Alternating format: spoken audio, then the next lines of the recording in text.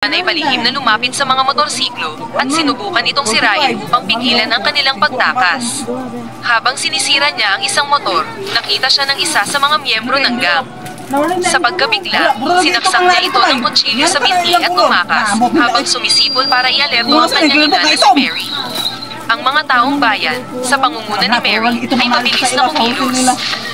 Nasaksihan nila ang paghuli ng gang kay Furiosa at mabilis na lumayo sakay ng kanilang mga motorsiklo.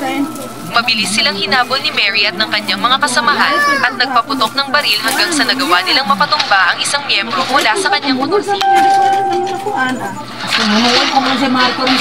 Kinuha ni Mary ang motorsiklo ng natumbang miyembro at inutusan ang kanyang mga kasamahan na bumalik na sa nayon para sa proteksyon nito bago ipinagpatuloy ang paghabol.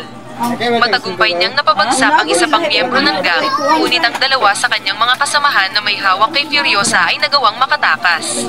Walang humpay silang sinundan ni Mary hanggang sa makita niya silang pumasok sa kanilang hideout. Mula sa malayo, pinatumba niya ang isa pang miyembro gamit ang kanyang sniper rifle at naiwan na lamang ang isa na may hawak kay Furiosa. Miyembro ng gang ay nagawang madala si Furiosa sa loob ng hideout. Dito nabunyag na ang gang ay pinamumunuan ng isang lalaki na nagngangalang Max. Kinwestiyon ng mga tauhan ni Max ang miyembro ng gang na nakahuli kay Furiosa, kung saan na-curious sila sa kung saan niya natagpuan ang malusog na babae na bihira na lang sa mga panahong ito.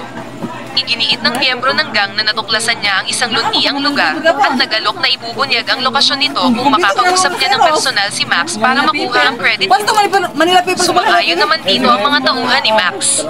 Nang ma-realize